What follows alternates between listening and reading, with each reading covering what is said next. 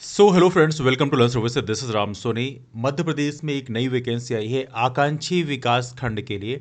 Aspirational blocks fellow, ABP fellow बोला जाएगा। इनकी नियुक्ति के लिए नोटिफिकेशन आया है। इसकी बात करें कि ये जो फॉर्म है 15 जनवरी से भरने शुरू हो गए हैं, 29 जनवरी तक भरे जाएंगे, तो इसको आप ध्यान रखेंगे। इसका जो फॉर्म का प्रारूप एप्लीकेशन फॉर्म है, इसको मैं हमारा Telegram group Ram Soni MPPSC में शेयर कर दूंगा। वहां से आप इसको डाउनलोड करके फिल कर सकते हैं।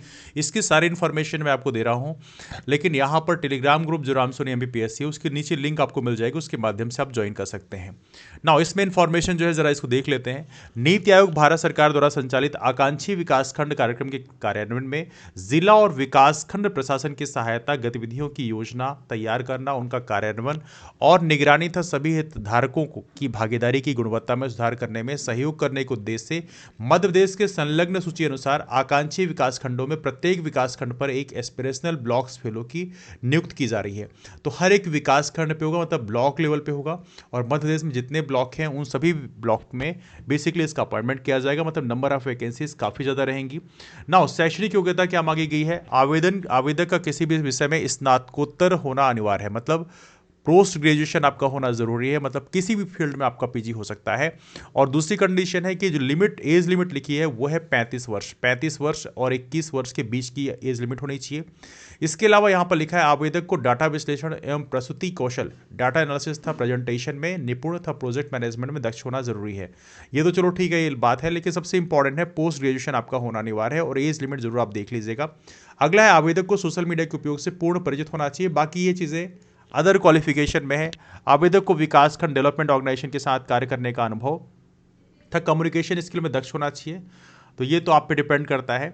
आवेदक को संबंधित विकासखंड का स्थानीय बोली का ज्ञान होना चाहिए, मतलब जो वहाँ की लोकल लैंग्वेज है, जैसे आप बुंदेलखंड के हो तो बुंदेली आनी चाहिए, बघेलखंड के हैं तो बघेली आनी चाहिए। मतलब वैसे तो हर जगह का हिंदी ही है, तो ऐसे ज़्यादा डिफरेंस नहीं है। डेवलपमेंट ऑब्लिक रूरल स्ट्रीम में उच्च शिक्षा प्राप्त अभ्यर्थियों को प्राथमिकता दी जाएगी। यदि आपने रूरल स्ट्रीम में कोई भी आपने अदर से कोई सर्टिफिकेट कोर्स किया है तो वहाँ पर आपको बेनिफिट मिलेगा।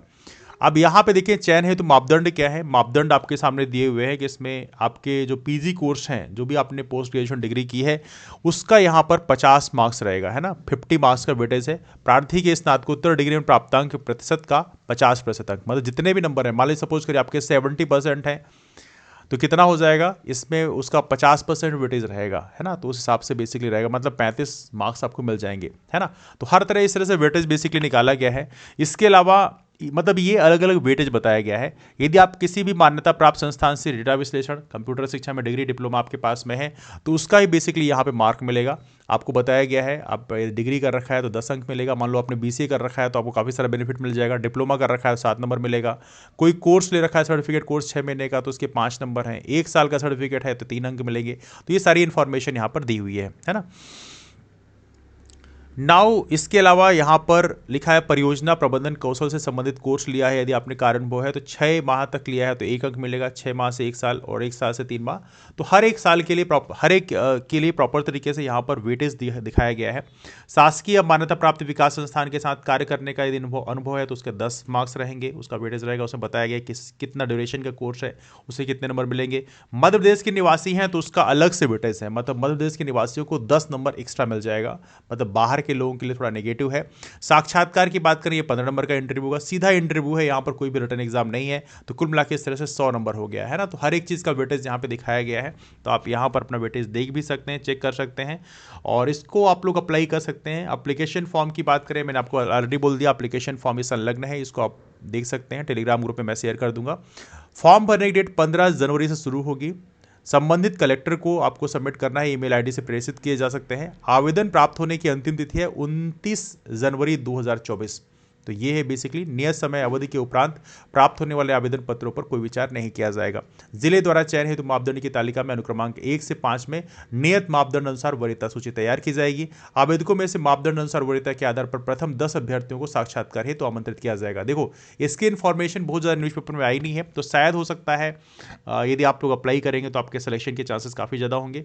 अर्थ है तो मापदंड अनुसार चुने हुए शॉर्टलिस्टेड आवेदकों को संबंधित जिला कलेक्टर कार्यालय द्वारा साक्षात्कार हेतु कम से कम 7 दिवस पूर्व सूचना प्रदान की जाएगी। जिस दिन भी इंटरव्यू लेना होगा उसके 7 दिन पहले आपको इन्फॉर्मेशन दिया जाएगा। यदि आवेदक एक से अधिक जिलों में साक्षात्कार है तो पात्रता हासिल करता है तथा साक्षात्कार तिथि समान होती है तो संबंधित के साक्षात्कार है तो नियत तिथि में कोई परिवर्तन नहीं किया जाएगा। ये भी काफ़ी इंपॉर्टेंट इन्फॉर्मेशन है। यदि कई सारे जिलों में आप अप्लाई करते हैं और आपको वहाँ पे एलिजिबल घोषित किया आता है और दोनों की डेट मैच करती है तो उस कंडीशन में कोई चेंज नहीं किया जाएगा। लिखा है साक्षात्कार सहित चयन मापदंड के अनुसार अभ्यर्थियों के प्राप्त अंकों के आधार पर अंतिम वरीयता सूची परीक्षा सूची तैयार की जाएगी तथा वरीयता के आधार पर चयन सूची एवं प्रतीक्षा सूची तैयार की जाएगी, है ना। नियुक्ति पूर्णतः अस्थायी होगी तथा नियुक्ति 1 वर्ष के लिए होगी। जिले की आवश्यकता संबंधित कार्य संतोषजनक पाए जाने पर इस अवधि को अधिकतम 1 वर्ष तक बढ़ाया जा सकेगा। तो ये भी इन्फॉर्मेशन यहाँ पे है। आवेदक जिस विकासखंड है तो आवेदन करना चाहता है उस विकासखंड से संबंधित जिले कलेक्टर को संलग्न सूची अनुसार ईमेल पते पर अपना आवेदन प्रेषित करना होगा। आवेदन के ईमेल का विषय होगा application for ABP fellow, name of block और जो डिस्ट्रिक्ट है उसको अंकित करना होगा। तो इस तरह से आप ये एक लिफाफे में इसको लिखकर इस तरह सबमिट कर देंगे। अगर एक जिले में एक से अधिक आकांक्षी विकासखंड है तो अभ्यर्थी उन विकासखंडों के नाम का उल्लेख करते हुए संयुक्त आवेदन पत्र प्रस्तुत कर सकता है, किंतु अन्य जिलों के विकासखंड नहीं है तो पृथक से आवेदन पत्र प्रस्तुत करना होगा। 2 या 2 से अधिक अभ्यर्थियों के समान अंक होने की स्थिति में डेवलपमेंट ऑब्लिक रूरल स्ट्रीम में उच्च शिक्षा प्राप्त अभ्यर्थी को प्राथमिकता दी जाएगी। 1 डिग्री डिप्लोमा प्रमाण पत्र को किसी एक मापदंड में ही अंक प्रदाय किए जाएंगे। ये सारी इन्फॉर्मेशन यहाँ पे लिखी हुई है। एबीपी फेलो नियुक्त हेतु विकासखंड की सूची एवं आवेदन प्रस्तुत करने हेतु ईमेल आईडी निम्नानुसार है। तो कौन सी ईमेल आईडी में आपको सबमिट करना है इसकी इन्फॉर्मेशन आपको दिया है, हर एक जिले का और हर एक ब्लॉक का दिया हुआ है। तो इसको आप इस तरह से देख सकते हैं। जैसे block, district, number of post सब बताया गया है, किस ब्लॉक में किस डिस्ट्रिक्ट पे कितनी पोस्ट है। तो कुल मिला के 31 है, इस तरह से नोटिफाइड है। तो 31 पोस्ट यहाँ पे आपके सामने है। तो इसको आप लोग यहाँ पे जरूर अप्लाई करें। यहाँ पे ईमेल आईडी ऑलरेडी दी हुई है, तो बहुत सिंपल प्रोसेस है। आवेदन जमा करने संबंधित विवरण निम्नानुसार है। पद का नाम, नेम ऑफ पोस्ट, आकांक्षी ब्लॉक फेलो, पद संख्या ये आपको दिया हुआ है। मानदेय प्रतिमाह 55,000 रुपये होगा, काफ़ी अच्छी वैकेंसी है। आवेदन जमा करने हेतु ईमेल जो है वो ये है, एप्लीकेशन टू बी ईमेल्ड। तो ये प्रॉपर तरीके से संबंधित जो मेल आईडी हुआ उसमें आपको सबमिट करनी होगी। तो ये इन्फॉर्मेशन यहाँ पे है। ईमेल आईडी का विषय होगा, विषय भी आपको यहाँ पे लिख दिया गया है। इस विषय को लिखकर आप ईमेल करेंगे, है ना। आवेदन पत्र प्रारूप दिया गया है आपको, इसको डाउनलोड कर लीजिए प्रॉपर तरीके से। उसका पीडीएफ बनाकर आपको यहाँ पर ईमेल करना है टाइम बाउंड मैनर पे। याद रहे उक्त पद पर नीति आयोग भारत सरकार द्वारा निर्धारित 55,000 रुपये के अतिरिक्त अन्य किसी प्रकार का भत्ता दे नहीं होगा।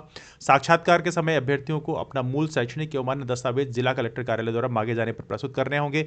नीति आयोग को भविष्य में एस्पिरेशनल ब्लॉक फेलो की आवश्यकता न होने पर कार्यक्रम बंद होने की दशा में एबीपी फेलो की नियुक्ति बिना पूर्व सूचना के कभी भी निरस्त की जा सकती है। ये सारी इन्फॉर्मेशन यहाँ पे दी हुई है। वो चलो ठीक है, बहुत ज़्यादा रिलेवेंट नहीं है, लेकिन ये बात सही है, काफ़ी बढ़िया वैकेंसी है। 55,000 की सैलरी है और कुछ नहीं करना है। अप्लाई करने के लिए सिर्फ आपको इस ईमेल आईडी में अपना पीडीएफ बना के सेंड कर देना है और ये बहुत ही सिंपल प्रोसेस है। तो आप लोग इसको जरूर अप्लाई करें और इसका जो फॉर्म है उसको मैं आप लोगों को टेलीग्राम ग्रुप में शेयर कर दूंगा, तो उसके माध्यम से आप लोग अप्लाई कर सकते हैं।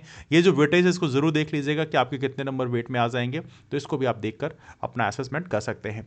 तो ये रहा हमारे इस नोटिफिकेशन के बारे में। यदि आपके पास कोई डाउट है तो नीचे कमेंट करके पूछ सकते हैं। इसके अलावा एक महत्वपूर्ण चीज और भी है, मध्य प्रदेश पीएससी 2024 के प्रीलिम्स एग्जाम के लिए एक बैच कोर्स लॉन्च किया गया है, एमपीपीएससी प्रीलिम्स 2024 बैच। ये बैच 11 जनवरी से स्टार्ट हो गया है। इस समय इसके ऑफर चल रहे हैं। 26 जनवरी तक इसकी फीस रहेगी 799 रुपये। तो ये गणतंत्र दिवस के ऑफर चल रहे हैं, तो इसमें आप इसको ज्वाइन करने के लिए आप मैसेज कर सकते हैं, I want to join MPPSC prelims 2024 batch course. इस नंबर पे टेलीग्राम में व्हाट्सअप कर दीजिए, तो वहाँ पे हमारा क्यूआर कोड शेयर कर दिया जाएगा और क्यूआर कोड के माध्यम से पेमेंट करने के बाद उसका स्क्रीनशॉट आप शेयर कर देंगे तो हमारे बैच कोर्स में आपको ऐड कर दिया जाएगा, है ना। तो इस तरह से आप यदि एमपीपीएससी 2024 की तैयारी करना चाहते हैं तो आपके लिए बैच कोर्स उपलब्ध है।